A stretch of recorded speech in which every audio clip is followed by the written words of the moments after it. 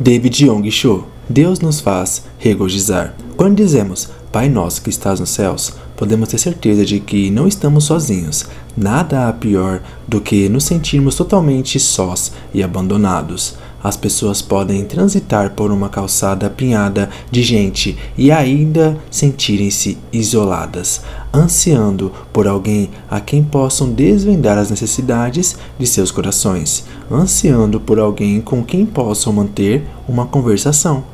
A solidão prolongada pode conduzir a pessoa a um beco sem saída até que, finalmente, ela venha a explodir.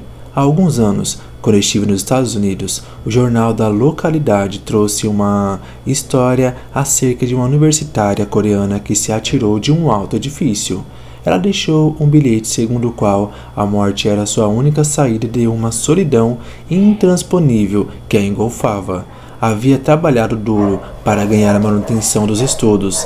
Após as aulas diárias, ia direto a um restaurante onde lavava a louça e esfregava o piso. Depois disso, tomava conta de crianças. Uma vez que o inglês era sua segunda língua, achava difícil a comunicação. Ela não via a volta para a Coreia como alternativa, até que recebesse seu diploma. E esse alvo parecia distante demais. A solidão tornou-se um fardo por demais pesado, e ela pôs termo à vida. A solidão não se restringe a estudantes de países estrangeiros. Ela persegue celebridades que alcançaram sucesso em seus próprios campos de atividade, que receberam respeito e amor das grandes multidões. Segundo minha maneira de ver, o personagem mais solitário da Bíblia foi Judas Iscariotes. Diversas vezes, por meios diretos e indiretos, Jesus advertiu Judas Iscariotes a mudar de rumo. Judas, porém, decidiu vender Jesus na última ceia. Deixou os demais discípulos e saiu para as trevas de uma noite solitária. Não foi somente abandonado por Deus e pelos sumos sacerdotes, ele próprio se abandonou, desistindo da vida, e para sair daquela severa solidão, enforcou-se. Como é possível alguém encontrar saída da solidão? Em geral, as pessoas recorrem a dois métodos. Um é o egoísmo.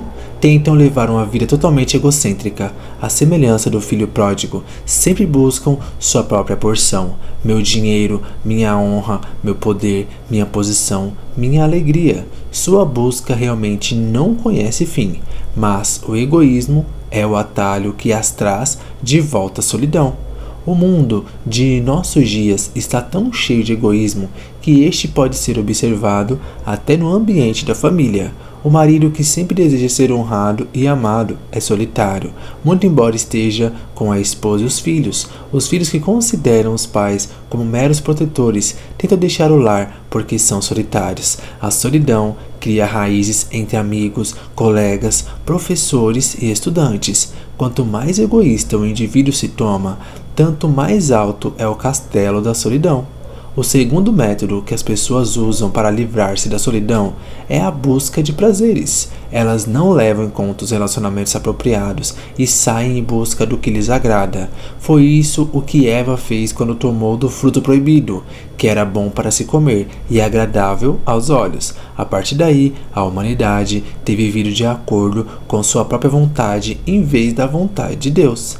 A mente humana é um dom divino. Através da mente não decaída, Adão e Eva podiam obedecer à voz do Criador.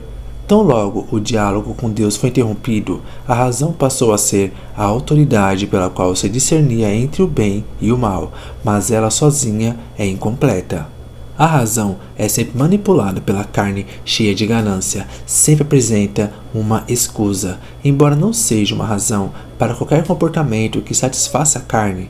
Simplesmente não é verdade a noção de que homens e mulheres seriam felizes e bons, desde que pudessem deixar a sociedade por uma vida de liberdade insubordinada.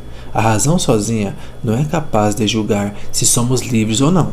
Tal juízo é determinado por sentidos lascivos, e esses sentidos se inclinam sempre para o prazer. O prazer é como uma cova que nunca pode ser preenchida. Quanto mais nos damos a ele, tanto mais profunda e mais larga a cova se toma. À medida que adicionamos prazer ao prazer, nossos corações se tornam mais e mais solitários. Em virtude dessa solidão, as pessoas finalmente renunciam à sua liberdade eterna. Algumas são refreadas pela lei por seus crimes, algumas são sentenciadas à destruição eterna e caem no inferno por meio do suicídio. O prazer não pode libertar da solidão. Como podemos, pois, ser libertos dessa alienação? Há somente um caminho, e esse é quando chamamos a Deus de Pai. Embora toda a gente no mundo nos abandone, nosso Pai não nos desampara. Conquanto alguns pais terrenos possam abandonar os filhos que eles não desejam ou dos quais não podem cuidar, nosso Pai não nos abandona. A Bíblia diz: "Não vos enganeis, meus amados irmãos. Toda boa dádiva e todo dom perfeito é lá do alto, descendo do Pai das luzes, em quem não pode existir variação ou sombra de mudança, pois, segundo o seu querer, ele nos gerou pela palavra da verdade, para que fôssemos como que primícias das suas criaturas. Porque os dons e a vocação de Deus são irrevogáveis. De maneira alguma te deixarei, nunca jamais te abandonarei." Hebreus capítulo 13, versículo 5.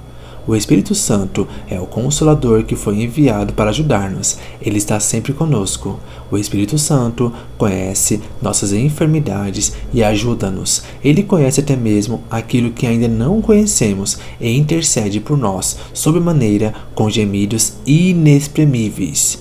O mundo não vê, não conhece, nem recebe o Espírito Santo, mas nós o conhecemos e habitamos com ele e reconhecemos que ele está dentro de nós. Quando oramos em voz alta e dizemos Pai Nosso que estás nos céus, a solidão e o sentido de ser abandonado saem de nosso coração.